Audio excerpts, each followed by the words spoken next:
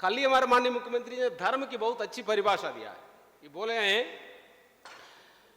कर्तव्य कर्म जो ईमानदारी से करता है वही धर्म है। ये बिल्कुल जो लोग बोलते हैं ना कि वो धर्म ये धर्म तरह तरह की मजहब, ये सारा जो तथाकथित मजहब है इस धर्म का सार सिखाने के लिए बने। अपना कर्तव्य ईश्वर की, ये बड़ा शास्त्रों की बात है। यथा प्रवृत्ति ही भूतानाम येन सर्वम इदं तदं स्वकर्मणा तम अभ्यर्च्य सिद्धिम विन्दति मानवाः। अपनी कर्म ही पूजा है। कर्तव्य कर्म की भावना से यदि कार्य करेंगे, भक्ति देशभक्ति भी हो जाएगा, ईश्वर भक्ति भी हो जाएगा। ऑल ओवर इंडिया के लोग आए हैं इस भारत के अमृत काल में भारत को महान बनाने की इस पराक्रम में।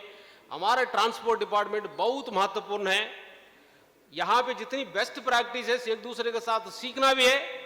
अभी हमारे मंत्री जी बोल रहे थे कि एक टीम गठित कराओ, यहाँ पे जितनी भी खूबियां यहाँ पे लोग बताई जाएगा, इन सभी खूबियों को हमारे उत्तर प्रदेश में लागू करके रोड सेफ्टी की बात हो या हमारी पैसेंजर को अच्छी सुविधा देने की बात हो, ड्राइविंग लाइसेंस देने की बात हो, हर एक अच्छी गाड़ी का अच्छी ड्राइविंग ट्रेनिंग देने की बात हो, ये सारी बहुत जेन्युइननेस के साथ, बहुत सिंसियरिटी के साथ काम होना चाहिए, ताकि हमारे योगी महाराज जी बार बार बोलते रहते हैं कि ये ट्रांसपोर्ट सेक्टर का बहुत गहराई से सुधार होना चाहिए, बहुत जल्दी फैसले होना चाहिए। हर एक मीटिंग में, कैबिनेट की बैठक हो, कोई भी प्रोग्राम हो, हमारे मुख्यमंत्री जी बार बार, क्योंकि वो समझते हैं कि ये ट्रांसपोर्ट सेक्टर बहुत महत्वपूर्ण है, इसका सुधार होने पर जो लोगों की जो खुशी है इसमें बहुत इजाफा होगा। हमारे लिए इस जीवन के लिए बहुत बड़ा जीर्दक, जो व्यक्ति दूसरों के जीवन में खुशहाली लाने के लिए जितना भी पराक्रम करता है, जितना भी योगदान देता है, वास्तव में वही वास्तव में काम आता है। ये हमारी भारत ऋषि मुनियों का देश है, ये बड़ी संतों का है। एक मैं कपलेट सुनाता हूं, अब मैं फिर हमारे मंत्री जी की बात सुनेंगे हम लोग। कबीर साहब ने बोला है कि भाई यहाँ का सारा पैसा बैंक और इतना बड़ा बाउंडर खड़ा करते रहते हो, लेकिन ये काम नहीं आता है। कबीरा सोदन संचिरे जो आगे को होई, सर चढ़ाए पोटली जात न देखा कोई। यहाँ का बड़ा संपत्ति लोग इकट्ठा करते रहते हैं, ये संपत्ति यही रहेगा, मर जाएंगे तो आदमी हर एक व्यक्ति जो वो मराएगा उसको कितना जमीन चाहिए, एक कफन और एक गड्ढा खोदेंगे। जितना भी बड़े बड़े राज संपत्ति, बड़े राजनीतिक हो, बड़े व्यापारी हो, बड़े अधिकारी हो, खाली हाथ जाएगा। वास्तव में साथ क्या जाता है? खबीरा सोदन संचिरे जो आगे को हो, तो साथ में क्या जाता है? आप अपनी पुरुषार्थ से समाज में लोगों के लिए कितनी बेहतर व्यवस्था कायम किया है, कितना शांति बढ़ाया है, कितनी सुख समृद्धि बढ़ाया है, कितनी अच्छाई आपने पैदा किया है, कितने लोगों को सुखी बनाने के लिए व्यक्तिगत रूप से, सामूहिक रूप से, तो कोई लीडर बनिए या फॉलोअर बनिए, कितनी अच्छी व्यवस्था कायम किया है। यही कर्तव्य कर्म है। ईमानदारी से, निष्ठा से करने से जीवन भी सार्थक होगा, अपना देश भी महान होगा। हमें बहुत खुशी है, ऑल इंडिया फेडरेशन ने इस बार हमारे उत्तर प्रदेश के जो टेक्निकल फेडरेशन दोनों मिलके बड़े अच्छे भावना से, बहुत उत्साह के साथ, बहुत सकारात्मक भावना के साथ, बहुत यहाँ पे सिनर्जी है, बहुत अच्छे माहौल में ये कार्यक्रम संचालन संपन्न कराया जा रहा है। मुझे पूरी आशा है कि आप सब लोग इसका स्पिरिट ग्रहण करके जाएंगे। ट्रांसपोर्ट सेक्टर में बहुत पॉजिटिव सकारात्मक परिवर्तन लाते हुए, बहुत अच्छी भावना के साथ, एक दूसरे के साथ सीखते हुए, प्राइवेट सेक्टर का भी जो भी इनिशिएटिव हो सकता है, जो भी उनकी जो खूबियों को हम लोग समाहित करते हुए, लेकिन अपनी स्वार्थ और लालच से ऊपर उठ के देशभक्ति, राष्ट्रभक्ति की भावना से काम करते हुए अपने जीवन को भी, अपने विभाग का भी सार्थकता स्थापित करेंगे और अपने भारत को महान बनाने में पूरा योगदान देंगे। सबको बहुत बहुत शुभकामनाएं। जय हिंद, जय भारत। बहुत बहुत धन्यवाद सर आपके प्रेरणादायी शब्दों के लिए। मैं अनुरोध करूंगी माननीय मंत्री जी और समस्त गणमान्य महानुभावों से कि हमारे मध्य सड़क सुरक्षा मिशन मैगजीन है, इससे पूर्व कि हम कुछ विमोचन करें, मैं अनुरोध करूंगी श्री अमिताभ यश जी से एडीजी एसटीएफ के अपने उद्बोधन से हमें अनुग्रहित करें। आप सभी इस जोरदार तालियों के माध्यम से सर का स्वागत करें।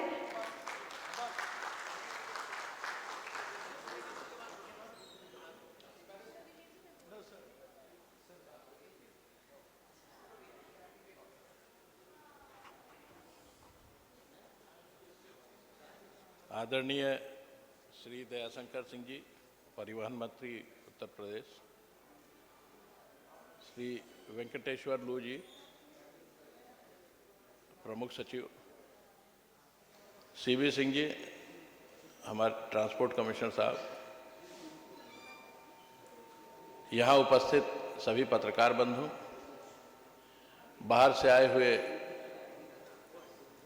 रोड ट्रांसपोर्ट डिपार्टमेंट के पदाधिकारीगण, ये अत्यंत हर्ष का विषय है कि आज एक ऐसी मंत्रणा हो रही है, उन सभी विषयों पर चर्चा हो रही है जिससे आधुनिक समाज में हर व्यक्ति का जीवन जुड़ा है। जब मैंने नौकरी की शुरुआत की थी तो किसी एक अन्य प्रदेश में था और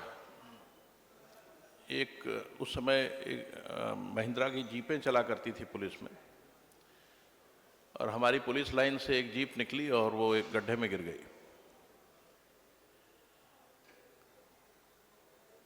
और इससे 4 लोगों की, 4 पुलिसकर्मियों की डेथ हो गई।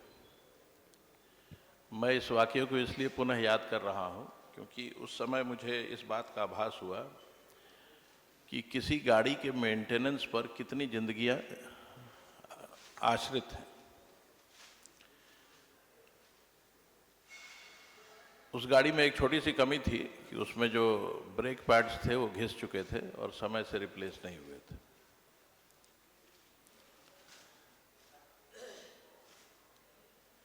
तो इससे कहीं ज़्यादा लगभग पूरे समाज के लोगों की जिंदगी आपके वाहनों पर निर्भर है, आपके द्वारा दिए गए ड्राइविंग लाइसेंसेस पर निर्भर है। इस पर निर्भर है कि ड्राइविंग लाइसेंसेस को देने की प्रक्रिया सही है या नहीं।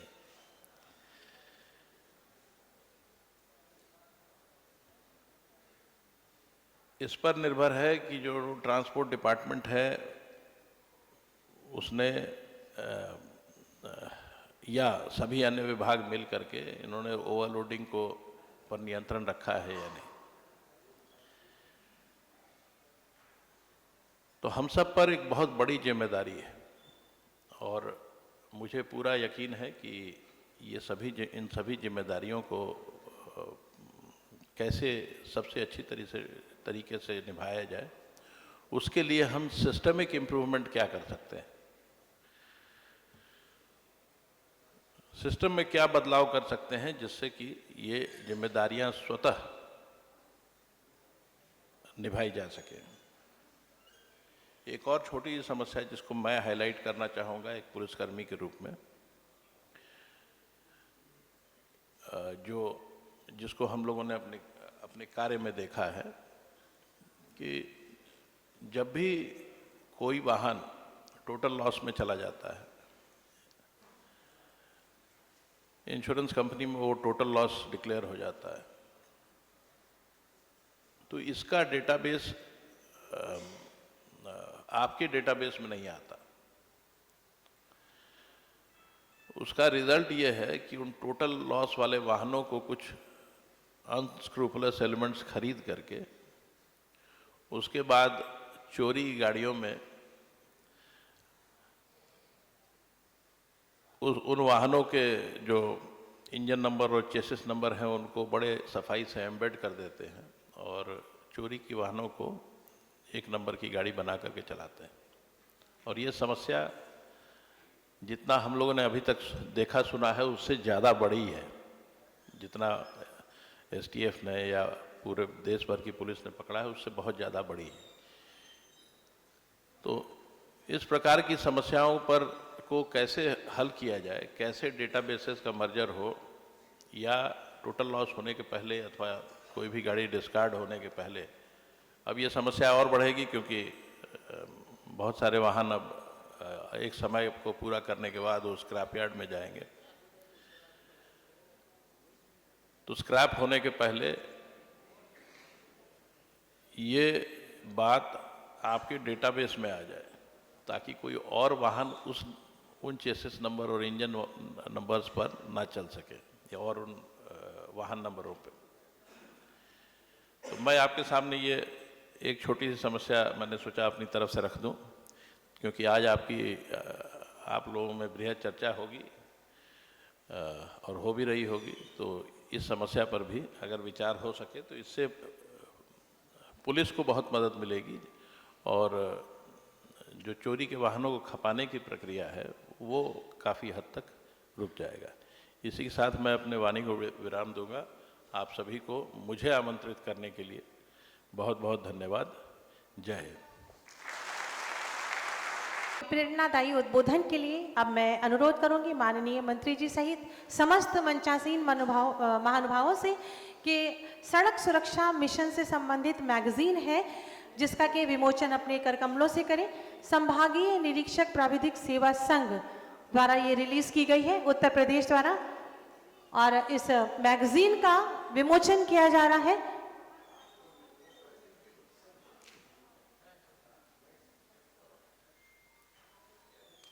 आप सभी जोरदार तालियां बजाएं।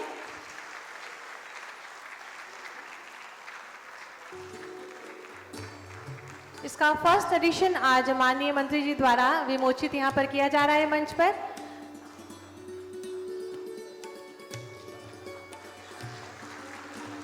इसके बाद जेवी शाह जी ARTO गुजरात द्वारा guide for vehicle registration and licensing for दिव्यांगजन, इस बुक का भी रिलीज विमोचन यहां इस मंच के माध्यम से किया जाना है।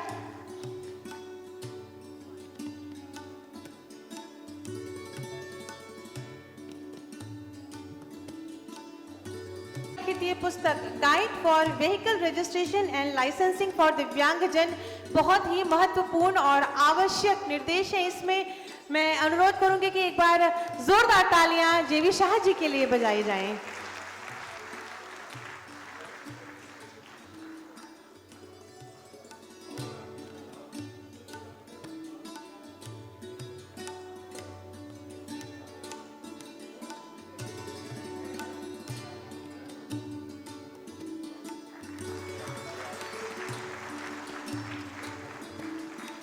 बहुत बहुत धन्यवाद। और इसके बाद CM Abbas ji AMBI Kerala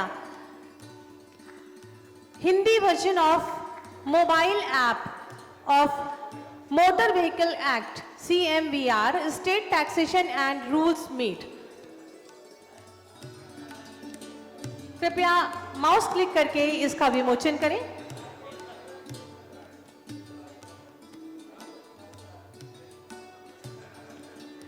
Shri CM Abbas ji AMBI Kerala to please release the Hindi version of mobile app of Motor Vehicle Act CMVR State Taxation and Rules Made.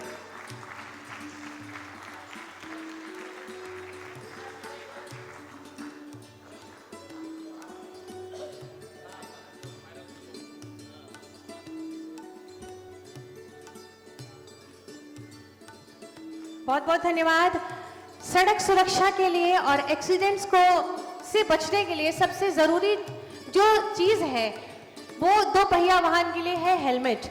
आज इस मंच के माध्यम से माननीय मंत्री जी के शुभ कर कमलों से उन 10 लोगों को सिंबॉलिकली यानी कि सांकेतिक रूप से हेलमेट प्रदान किए जा रहे हैं जो कि बिना हेलमेट के सफर कर रहे थे। मैं अनुरोध करूंगी धर्मेंद्र कुमार जी, हेमचंद जी, ब्रिजेश, भूपेंद्र कुमार, सलीम खां पप्पू, संतोष कुमार, मोहन सिंह, दिनेश कुमार, पंकज यादव और भूपेंद्र।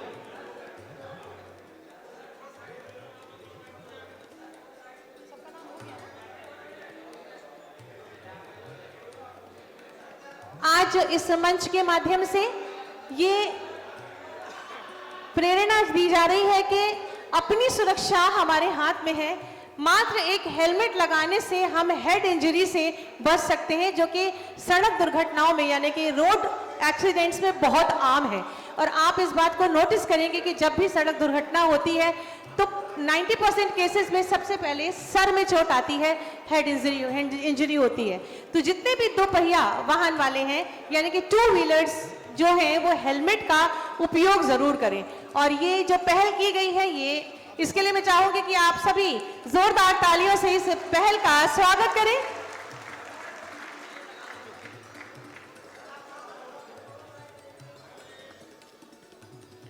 सड़क सुरक्षा हमारा कर्तव्य है। सबसे पहले हम अपनी सुरक्षा करें और उसके बाद हम दूसरों को भी प्रेरित करें कि सड़क पर चलते समय हमें अपनी सुरक्षा का ध्यान रखना है। ठीक इसी प्रकार से जो फोर व्हीलर्स चलाते हैं उनके लिए सीट बेल्ट भी उतनी ही आवश्यक है जितनी कि दोपहिया वाहनों के लिए helmet.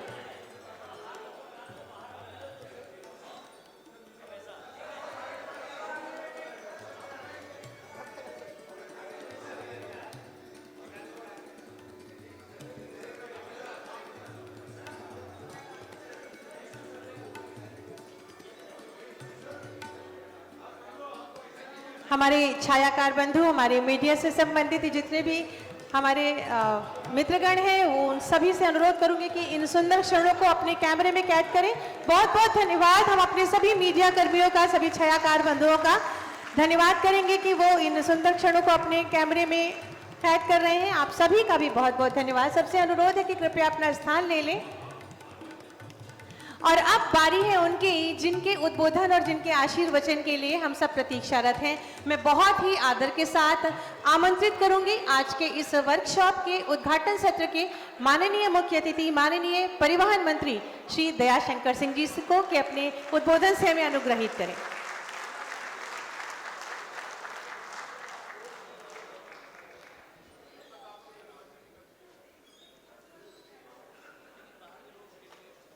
All India federation of motor vehicle department technical officer association और उत्तर प्रदेश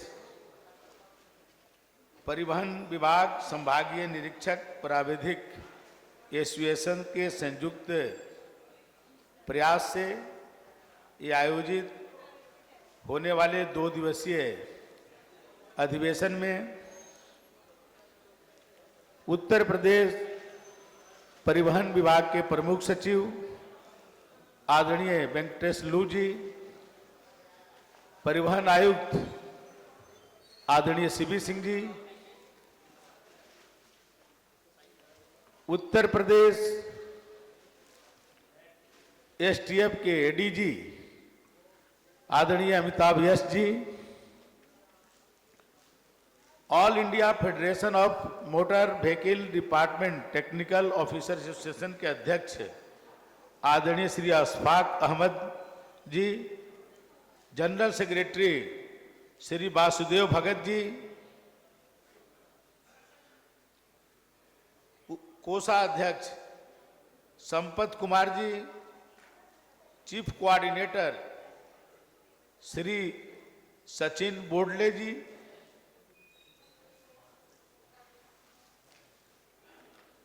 उत्तर प्रदेश प्राविधिक अधिकारी संघ के अध्यक्ष अजीत सिंह जी, जनरल सेक्रेटरी श्री हरिओम जी और 21 प्रांतों से आए हुए इस एसोसिएशन के सभी पदाधिकारीगण, प्रतिनिधिगण, यहाँ उपस्थित सभी सम्मानित नागरिक बंधुओं, सबसे पहले तो 21 प्रांतों से आए हुए सभी प्रतिनिधियों को मैं उत्तर प्रदेश में स्वागत और अभिनंदन करता हूं और आप सबको धन्यवाद देता हूं कि आप सबने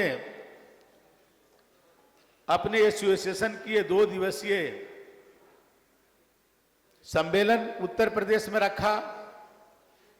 2 दिनों तक आप सब इस पे चर्चा करेंगे, विशेष करके सड़क सुरक्षा के लेकर के आप सबकी जो मंथन होगा और उस मंथन को सबसे पहले कोई अमृत पान करेगा तो उत्तर प्रदेश करेगा। क्योंकि अभी बहुत सारे आप सबने यहाँ किताबों का भी विमोचन किया। निश्चित रूप से उसमें बहुत सारे ऐसे सामग्री होगी कि हम लोगों को उत्तर प्रदेश में सड़क सुरक्षा के लिए बहुत आवश्यक होगा। हमारे और भी अधिकारी, हमारे उत्तर प्रदेश के अपर परिवहन आयुक्त जो सड़क सुरक्षा देखते हैं, सत्यार्थी जी हैं, हमारे पूर्व अपर परिवहन आयुक्त राजीव जी, हमारे संजय झा जी हैं, उप परिवहन आयुक्त सुनीता जी हैं, ये सभी लोग यहाँ पर हैं। तो जो चर्चा में से निकलेगा उसको हम लोगों को उत्तर प्रदेश में लागू करने में आसानी होगी, क्योंकि जनसंख्या के दृष्टि से सबसे बड़ा प्रांत उत्तर प्रदेश है। हम सब लोग इस पर बहुत काम कर रहे हैं और हमारे अधिकारियों ने बहुत सारे विषयों को नियंत्रण भी किया है। जैसे सबसे ज्यादा जनसंख्या होते हुए भी उत्तर प्रदेश में सड़क दुर्घटना में हम लोग पूरे देश में चौथे नंबर पर हैं। हमसे कम जनसंख्या वाले लोग हमसे इसमें आगे हैं। हम लोग चाहते हैं कि मृत्यु दर में भी हम लोग और प्रांतों से कम हो, उसके लिए भी प्रयास हम लोग कर रहे हैं। और ये तभी संभव है जब सड़क सुरक्षा के सभी नियमों को हम लोग सख्ती से पालन करें, और आप सब की भूमिका उसमें सबसे ज्यादा होगी। क्योंकि अभी अमिताभ बच्चन जी कह रहे थे, ये सही है कि यदि हम प्रशिक्षित लोगों को ही लाइसेंस निर्गत करें। कभी कभी देखिए डॉक्टर होते हैं, वो अप्रिय काम करते हैं, बहुत सारे ऐसे भी इंजेक्शन वो देते हैं कि बहुत दर्द होता है, लेकिन लोगों को ठीक करने के लिए ये आवश्यक होता है। तो सड़क सुरक्षा के लिए भी कड़े निर्णय लेने पड़ेंगे, भले ही लोगों को अप्रिय लगे। आज आप सबने हेलमेट भी दे करके एक संदेश देने का आपने काम किया है, तो आप अपने फैसले में भी थोड़ा कड़ाई करिए। जो प्रशिक्षित हो, जो हमारे सभी नियमों को 100% उस पर खरा उतरते हो, उन्हीं को लाइसेंस जारी करिए। शुरू शुरू में प्यार में नहीं लगता है, हम लोग बच्चों को गाड़ी दे देते हैं, लेकिन जब दुर्घटना में उनकी मृत्यु होती है, कई ऐसे परिवार मिलते हैं जिनका एक ही बेटा होता है और जो दुर्घटनाग्रस्त हो जाता है। हम लोग के भी एक मंत्री जी थे, राजकिशोर सिंह जी, उत्तर प्रदेश के पिछले दिनों मिनिस्टर थे, जहां पर आपका ये सेमिनार हो रहा है, इसी के बगल में उनका बेटा उनकी गाड़ी को लेकर के हाई स्पीड से गया और उसका दुर्घटना में उसकी मृत्यु हो गई। जब दुर्घटनाएं हो जाती हैं तब हम लोग उस पर चिंतन करने लगते हैं। इसलिए आप सब, क्योंकि आप लोग तकनीकी हैं, आप लोग के ही माध्यम से हम लोग लाइसेंस निर्गत करते हैं, तो सही लोगों को ही लाइसेंस मिले, इसके लिए आप लोग निर्णय करिए, भले ही वो अप्रिय हो। अभी स्कूलों में जब कोई दुर्घटना हो जा रही है तब हम लोग जांच करते हैं तो पता चलता है कि गाड़ी फिटनेस से नहीं थी। आप लोगों ने कभी ऐसे ही बिना गाड़ी देखे फिटनेस दे देते? कभी वो गाड़ी फिटनेस नहीं है, ऐसे ही चल रही है। तो ये सब चीजों को देखने की जिम्मेदारी आप सबकी है। तो आप लोग इस पर जो है ज्यादा ध्यान दीजिए। और हम ये मानते हैं कि ऐसा कोई चीज नहीं है जिसको नियंत्रित न किया जा सके। जैसे उत्तर प्रदेश में ही अपराध कितना बड़ा था, कोई उत्तर प्रदेश में आने के लिए तैयार नहीं था। बड़े बड़े कल कारखाने यहां से बंद होकर के दूसरे प्रांतों में जाते थे, लेकिन आज योगी जी के मुख्यमंत्री होने के बाद आज कानून व्यवस्था कितना बेहतर हुआ है। और हमारे जो एसटीएफ के एडीजी हैं, पहले यहां अपराधी जिले बांट लिए थे, एक एक जिले को कहते थे कि मेरा जिला है, यहां हमारा कानून का राज चलेगा। कोई बनारस चलाता था, कोई गाजीपुर चलाता था, कोई लखनऊ चलाता था। लेकिन आज कोई अपराधी उत्तर प्रदेश में आने के लिए तैयार नहीं है। वो कहते हैं कि उत्तर प्रदेश में जाएंगे तो गाड़ी पलट जाएगी। तो ये एक बाल कायम करना पड़ता है। ये एक बाल इन्होंने कायम किया तो आज यहां के अपराधी भाग करके दूसरे प्रांतों में चले गए या जेल में ही रहना पसंद करते हैं। जमानत दे दी जाती है तब वो नहीं आते हैं बाहर, कहते हैं हम जेल में ही रहेंगे, जज को दरखास्त लगा देते हैं। तो आप लोग भी कुछ ऐसा करिए। आप लोग को भी पहले एक हनक बननी चाहिए। अभी हम लोग ही हैं, जब हम लोग मान लीजिए कि नोएडा में रहते हैं, गाजियाबाद में रहते हैं, तो आप देखिए लोग बेल्ट नहीं लगाए रहते हैं, और जब वो दिल्ली में प्रवेश करते हैं तो तुरंत खट से ले आकर के वो बेल्ट खींच लेते हैं, क्योंकि उनको मालूम है कि उधर जाएंगे तो हमारा चालान हो जाएगा, गाड़ी हमारी रोक ली जाएगी। तो ऐसी व्यवस्था उत्तर प्रदेश में क्यों ना हो? क्योंकि आज उत्तर प्रदेश को तो पूरे देश में लोग जो है उदाहरण दे रहे हैं, यहाँ के सुशासन को, यहाँ की सुरक्षा को। तो आज माननीय मुख्यमंत्री जी ने हम सबको निर्देशित किया है कि जितने कोरोना काल में 2 वर्षों में मृत्यु नहीं हुई, उससे ज्यादा 1 वर्ष में केवल सड़क दुर्घटना से मृत्यु हो रही। उसमें हाई स्पीड है, उसमें बिना हेलमेट के लोग चल रहे हैं। तो ये सब चीजें आप स्वयं जब हेलमेट दे रहे हैं तो बिना हेलमेट पहनने वाले कैसे चल रहे हैं रोड पर?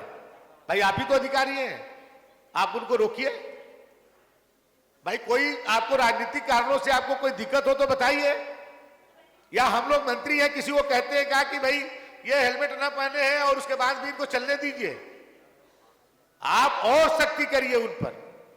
और आपको प्रशासन की तरफ से, सरकार की तरफ से, जोगी जी की तरफ से हम लोग पूरा आपको आश्वस्त करते हैं कि सरकार कहीं हस्तक्षेप नहीं करेगी। आप सख्ती से सख्ती उसको लागू करिए और एक दिखा दीजिए, एक मॉडल की तरह दिखा दीजिए कि नहीं कोई भी हमारे यातायात नियमों को उल्लंघन करेगा, वो चाहे कितने भी हो, चाहे मंत्री हो, विधायक हो, अधिकारी हो, सबको आप बंद करिए। जिस दिन आप करने लगेंगे आप देखेंगे कि जो हमारी जो रेशियो कितने नीचे आ जाएगी।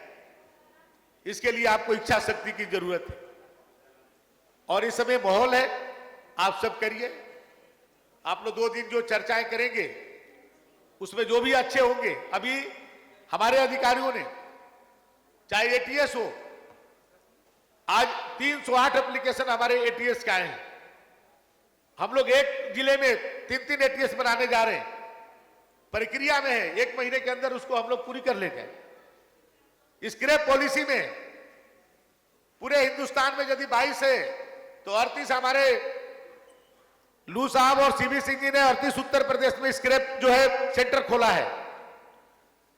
तो हम लोग जो भी सड़क सुरक्षा से संबंधित बातें होती है हम लोग उसको बढ़ चढ़ करके आगे आते हैं, उसको करते हैं। अभी इंटरसेप्टर गाड़ियां भी, जिसमें सभी आधुनिक जो अपने रिसोर्सेज हैं सबको लगा करके अभी माननीय मुख्यमंत्री जी ने आप सबको दिया है। और भी जो भी आवश्यकता होगी उसको भी हम लोग पूरा करेंगे। पूरी सरकार आपके साथ खड़ी है। बस केवल आप लोग सड़क सुरक्षा में आप लोग अपनी इच्छा शक्ति को और आगे बढ़ाइए। और आज का जो मंथन होगा हम लोग कोशिश करेंगे जो भी आपके अच्छे सुझाव होंगे उसको सबसे पहले कोई लागू करेगा तो उत्तर प्रदेश लागू करेगा।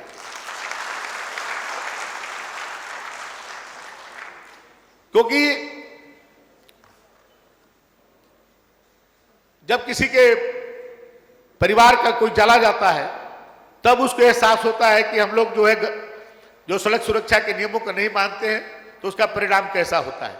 लेकिन समय रहते ही यदि हम लोग उसको चेत जाए तो बहुत सारी चीजें ठीक हो सकती है, देश के लिए ठीक हो सकती है। क्योंकि जिनकी मृत्यु होती है उनके परिवार का तो जाता ही जाता है, लेकिन साथ साथ अपने समाज का भी एक बहुत क्षति होती है, देश की क्षति होती है।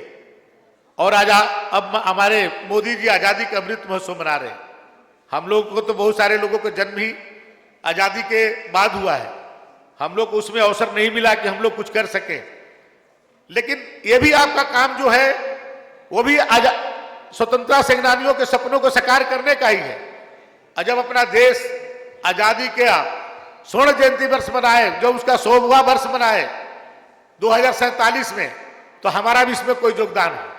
जो 25 वर्ष के उन्होंने, माननीय मोदी जी ने कहा है, जो अमृतकाल, जो 25 वर्ष हम लोग को मिला है, इसमें भी हम लोग थोड़ा थोड़ा कुछ करके करेंगे तो देश के लिए बड़ा होगा। ये भी एक बहुत बड़ा काम होगा, ये देश के लिए काम होगा ये, कि यदि आप किसी की जान बचा लेते हैं तो उस परिवार को तो आपने एक संबल दिया ही दिया, इस देश को भी आप बहुत कुछ करेंगे। जिस देश के अंदर 1.5 लाख से ज्यादा लोग प्रति बरस सड़क दुर्घटना में मरते हो, यदि हम लोग उनको बचा लेते हैं तो देश के लिए बहुत बड़ा काम होगा। आप सब 2 दिन तक रहेंगे। मैं चाहूंगा कि आप लोग अयोध्या भी दर्शन करने जाइए। अयोध्या भी बहुत बदल चुका है, अयोध्या में भी जाइए। हमारे भाई उत्तर प्रदेश के सांसद अजीत सिंह जी, इन लोगों की पूरी व्यवस्था कराइए अयोध्या तक के दर्शन कराने के लिए। कहीं दिक्कत आई हो तो हमको बताइए, सबको ले चलिए, इनको अयोध्या में दर्शन कराइए। जिल के पास टाइम हो तो बाबा विश्वनाथ का भी दर्शन कराइए। पहले बाबा विश्वनाथ कितने संकीर्ण गलियों में रहते थे, माँ गंगा उनसे बहुत दूर रहती थी। आज आप जाकर के देखेंगे तो माँ गंगा बाबा विश्वनाथ को दर्शन करती हैं और बाबा विश्वनाथ माँ गंगा को सीधे दर्शन करते हैं। तो आज कितना अच्छा सुंदर बन गया है, उत्तर प्रदेश कितना आगे जा रहा है। सड़क में भी आप देखिए 13 एक्सप्रेसवे वाला उत्तर प्रदेश हो गया, 7 एक्सप्रेसवे हमारी चल रही है, 6 हमारी अभी निर्माणाधीन है, बहुत जल्द मिलेगा। इसलिए ज्यादा हाई स्पीड से लोग चल रहे हैं उत्तर प्रदेश में, तो उनको रोकना भी है, उनको ब्रेक लगाने का काम भी आप ही करेंगे। आपका ये कार्यक्रम सार्थक रूप से है और अच्छे ढंग से हो। 2 दिन तक आप लोग अपने सार्थक चर्चा करें, जो भी हम सबकी आवश्यकता होगी आप याद करेंगे। हर कदम में हम सब आपके साथ रहेंगे। आप सबको बहुत बहुत धन्यवाद। जय हिंद, जय भारत।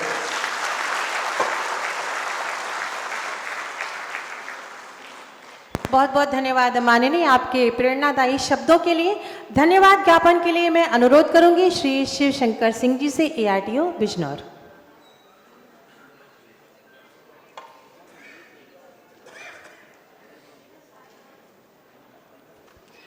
सभी को नमस्कार। इस 2 दिन की कार्यशाला के लिए पूरे भारतवर्ष से आप सभी लोग आए। हमारा ये सेशन पूरे 2 दिन चलेगा। मैं आज उन सभी अतिथियों का धन्यवाद देना चाहूँगा जिन्होंने अपने महत्वपूर्ण समय से, बहुमूल्य समय से इस चर्चा के लिए अपना समय निकाला। आपने इसको सुशोभित किया। माननीय परिवहन मंत्री जी महोदय का और प्रमुख सचिव महोदय, परिवहन आयुक्त महोदय द्वारा अपने वक्तव्यों में सड़क सुरक्षा के प्रति जो भी निर्देश दिए गए हैं, ये मैं एसोसिएशन की तरफ से एकदम प्रयास करूंगा कि इसको पूर्णतः अक्षरशः पालन किया जाए।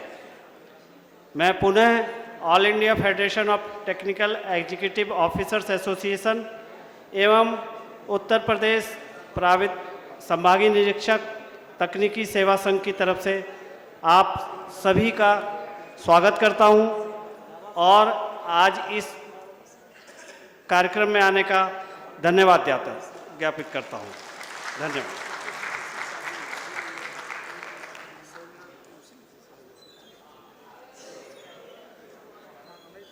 Thank you so much, sir.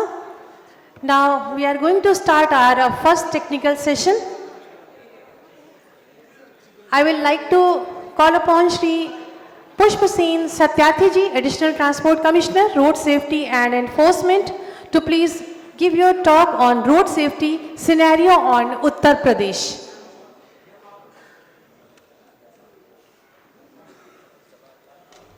बहुत बहुत स्वागत है आपका।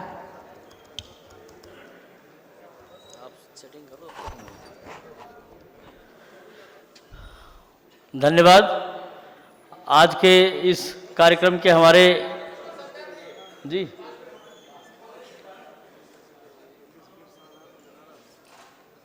going to discuss regarding this computerized vehicle diagnosis. through OBD. In all the stages, my topic is OBD related to the technical topic. All the vehicles are now running in electronics. More than 50% the vehicle is controlled by electronics. So, it is having an important role while doing a fitness test, the entire electronic data to be fetched and checked. Okay, can you hear? Can you hear me? Yes, okay. So, according to, in our Central Motor Vehicle Rule, a new chapter is added. In it, in the CMVR 189, that is from 173 onwards, a new chapter is added. That is regarding to the automated testing station. In it, CMVR 189, it is prescribed what tests to be conducted in an automated testing station. As per GSR, this GSR, it is prescribed, but unfortunately, this OBD only is given similar to this one, because each and every vehicle with an electronic management system will have an ECU, shall have an malfunction indicator lamp. If this malfunction indicator lamp is switched on, definitely one problem will be there. And as well as the service center, as well as our officer have to know what is the problem. Also, the entire electronic data have to be known to the by the inspecting officer. Unfortunately, we doesn't know what is fed in the electronic system and what is going on. In olden days, we are having speed limiting devices, but in modern vehicles, speed limiting device is not there. In modern vehicles, speed limiting devices is not there, but only speed limiting function is there.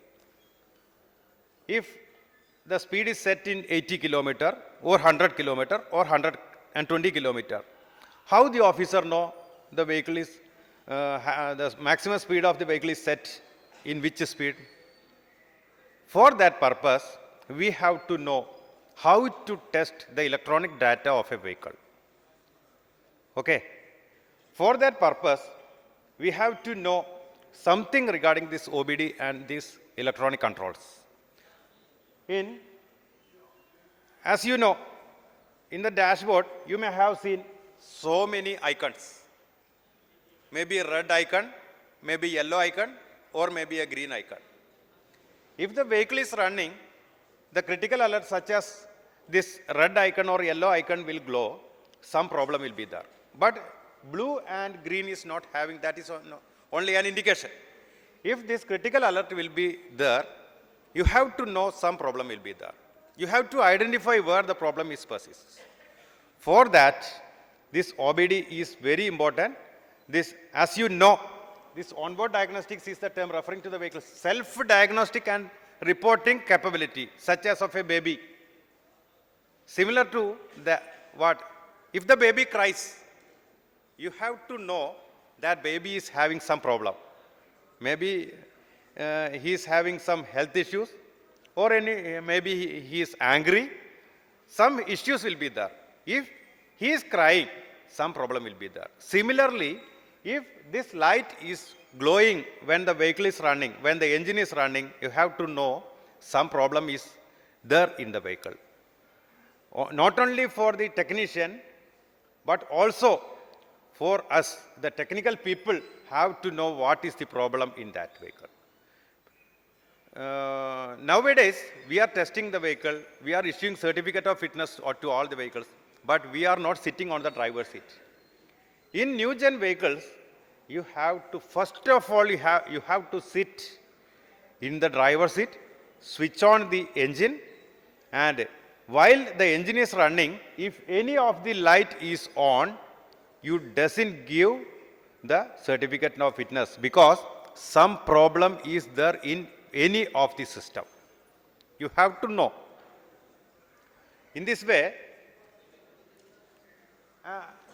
as you can see in the screen, the vehicle owner or repair technician have to recognize and to diagnose and to rectify the defects.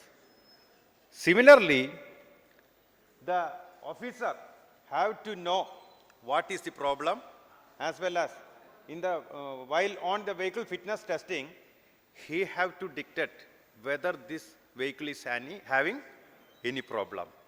For this purpose, I am going to the next stage of this OBD, that is BCM, that is body control module. What is body control module? As you know, ECM is an equipment, that is electronic control module, that is controlling the engine fuel injection, that is valve timing, emission control, all the systems are controlled by this ECM.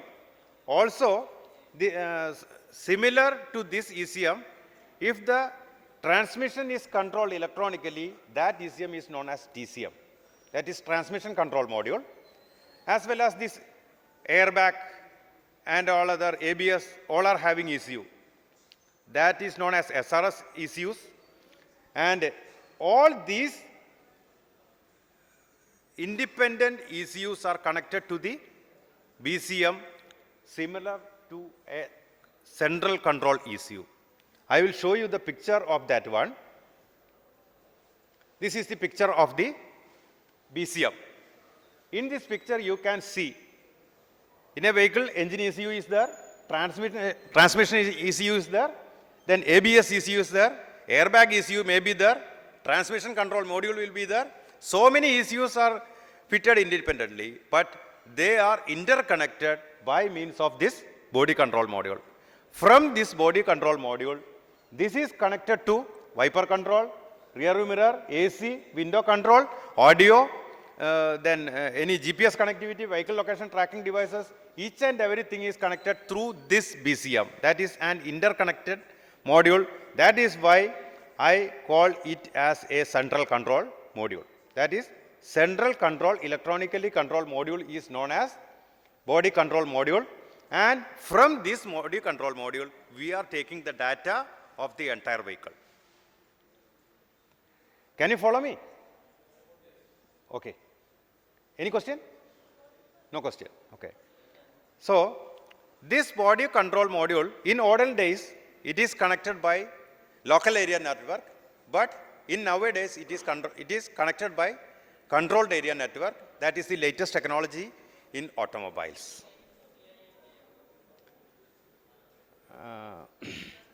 This module is the master brain of the automobile, and the entire data is caught or can be taken from this body control module. You can see this OBD scanning can be done from the OBD connector. A 16-pin OBD connector is there. This OBD connector can be connected, and you can see this entire data of this vehicle in this equipment. I will show the equipment from this picture.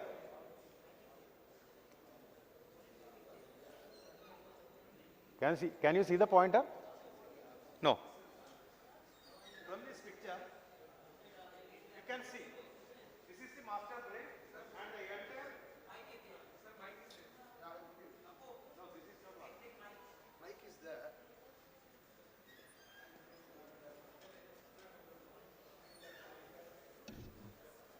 This pointer is not going.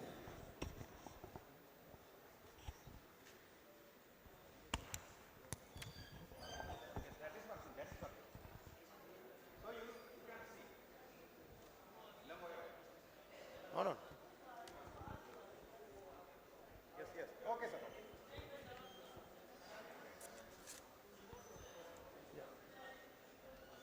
You can use your mic. Yes. Hello. You can see this is the body control module. This body control module is connected to all of the ECUs. From all of from this engine ECU or from this airbag SRS ECU or this ABS ECU, the entire ECUs are connected to the body control module, and from this body control module, we can take all the data of this vehicle. Okay. Next, sir. Next.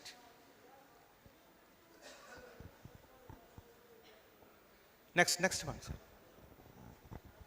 Yes.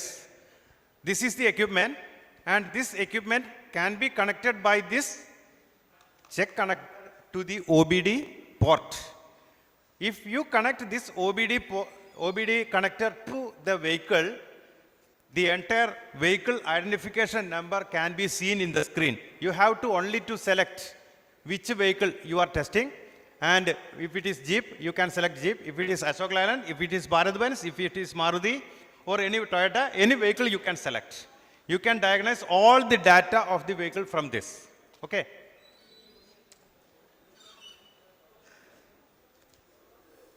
Yes, next, sir. Next. Yes. Okay. First picture. Sir, give me, sir. Give me. Okay. In this one, in this picture, you can see this is the screen of the OBD scanner. The first corner, that is diagnosed. That is, if any problem is there, you can diagnose. Then OBD2, you can check all the, then you can reset the battery voltage, the data. What is the data? The fed data. You can program that vehicle. You can remap that vehicle, and everything can be done. You can reset the speedometer by connecting this OBD. If your vehicle have run 1 lakh kilometer, if you are connecting this OBD and by using a computer, you can set that vehicle to for a 25,000 kilometer or 2,50,000. Whichever kilometer you want, you can do anything in this computer. But this data is fed on the back end of the database. That will happen. Okay, you can upgrade the software of this vehicle, and so many things can be done. You can read codes. What is a code? If any error is there, that is fed as a code. That is DTC code, and this DTC code can be read, that can be erased, that live data can be fetched, onboard monitor test can be done. Everything can be done in this equipment. Okay, so all the radiator fan, you can actuate the vehicle by using this, by connecting this OBD. You can accelerate the vehicle by using this computer. You can switch on the AC, you can switch on the indicators, you can shift the gears. Everything can be done by this OBD, because this is controlling the body control module. From that body control module, we are controlling the engine ECU, ABS ECU. You can cut one of the ABS sensors. Everything can be done. Is recorded in this event in the black box. Similarly, if this is implemented, this is the final if published, and if it is incorporated to any of the central rule, this will be a mandatory equipment for the vehicle. In foreign countries, it is mandatory for vehicle. The last 15-minute data, the last 30-minute data, or the last 30 hours data will be fed in the black box. This black box is known as event data recorder or crash data recorder. Okay. If this event data recorder is found, this can be decoded, and all the things can be decoded from that equipment. That ECU, similar to an engine ECU, this item is there, and in an body control module, you can, if you are fixing a more IC, additional IC, you can change this body control module as event data recorder. This is already implemented in German vehicles, in Australian countries. It is a mandatory item for a automobile.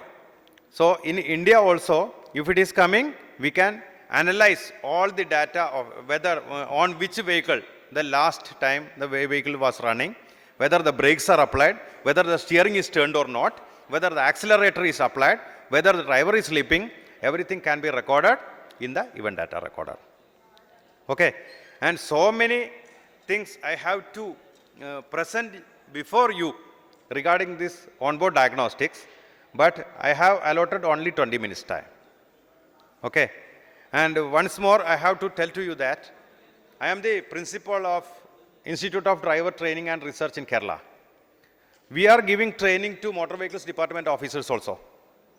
In so many subjects we are giving training. In Vahan, in Sarathi, in body codes, bus body code, truck body code, as well as ambulance code, as well as school bus code, as well as fire detection and suppression system. So many systems we are giving training for on-hand training to our officers. We are having prototype buses there. Not big bus, no, a small bus with a 2 meter length and 1 meter height. We are having 3 number of buses. We are giving half-day training for these officers. After evening, we are giving them to learn how to measure a bus with the bus body code. We will give an instruction to the officers that this bus is having 10 number of mistakes regarding to bus body code. The officers have to detect what is the problem. In this way, we are teaching our officers. So, I hereby invite all the officers from throughout the India to come to Kerala to learn how you can measure or how for knowing what is bus body code and how can we. I'm going to wind up. You can learn what is bus body code, what is truck body code, what is fire detection system, what is fire suppression system, and what is AIS. A very good computer lab with very good accommodation facilities there. I am inviting all of you to Kerala. Thank you.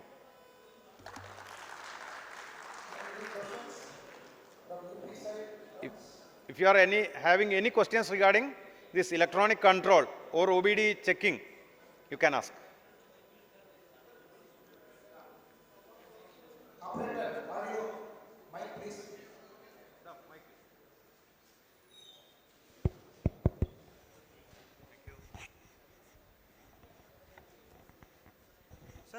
So many tools are there.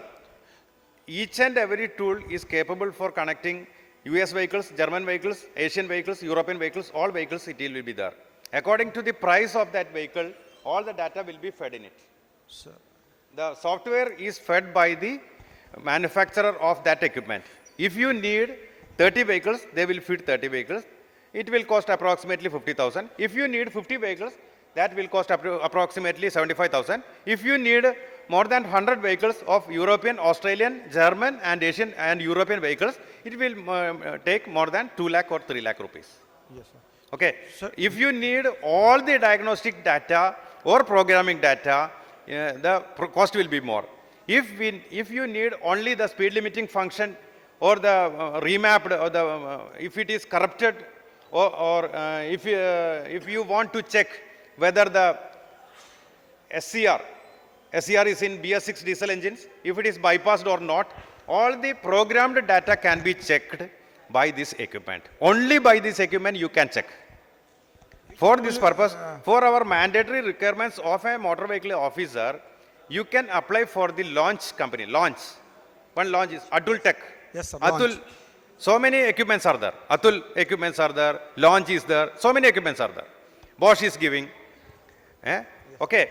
If you are purchasing an equipment from an OEM, similar to our Bharat-Benz or Ashok Leyland, that equipment will be capable of recording only that vehicle. If you are if you are purchasing an equipment from any other manufacturer such as Atul or this Launch or any other company, Bosch, they are giving, as per your requirement, they are programming the data in your equipment. You can check the SLF function and the necessary function that you have to check while on certificate of witness, they will fed in it. Thank you, sir. Okay, thank you. Yes. The SLF function can be programmed by using this OBD connector. After connecting this OBD and giving the password of that ECM, you can change the data of the speed. No. The password will be same. For Bharat-Benz will be the same. Each and every vehicle, for a Bharat-Benz, the password will be same. For Ashok Leyland, the password will be same. This shall be given to we officers because we need that data to check. Okay. What are the data you need? You need the SLF function, the programmed data, whether it is any remapped data, For these purposes, they have to give the password to the transport authority. Okay. Thank And you so also- much. And one more thing, sir. And I have one suggestion to Maharaj, sir, because these must be mandatory for an ATS. You may have seen, only this is for information. It is written as 39. This, if the MIL, the checking of MIL in an ATS is only for an information. Okay, this shall be mandatory because more than 50 tests we are doing, more than 70 tests. Out of it, only one. That is, if MIL is blinking, that is for only for information. We cannot reject the CF with this MIL. If the MIL is blinking, as per CMVR 115, that is emission testing, it is clearly written that if MIL is blinking, you do not check that vehicle for pollution testing. Yes, yes. On the prima facie, you have to, the first thing, if you are testing a vehicle with electronic control, you have to check whether the MIL is working or not. If the MIL is working, at the same time you have to issue CFRR. If a vehicle is running, if you are doing enforcement, if the MIL is blinking, you can cancel the CF. Okay, if the airbag MIL is blinking, that will be in red. This will affect the life of the driver as well as the passengers. So the vehicle should not be should not conduct service. So you can. But I see that hardly somebody takes action. That's the enforcement from our side. Hardly anybody.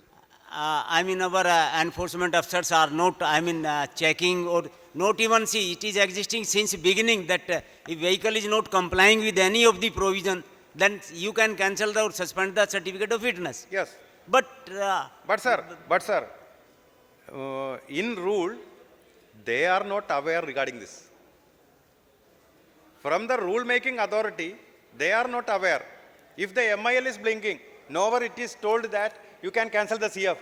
So I am asking you yeah. So I should take care to of give this. suggestion to Morth. If MIL, any of the Yes, MIL is working, if then MIL is blinking, it will be a very critical alert, such as a broken leaf spring, any brake deficiency. No, it is included. Yes.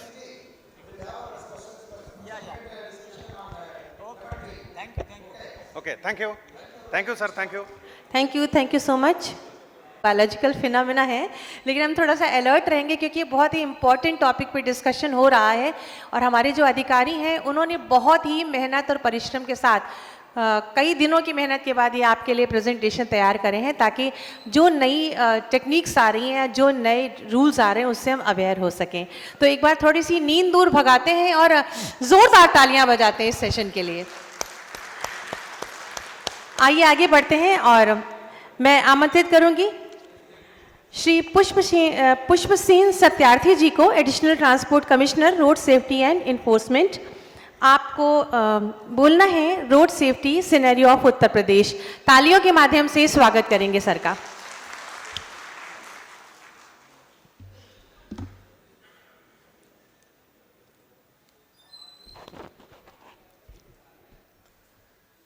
नमस्कार।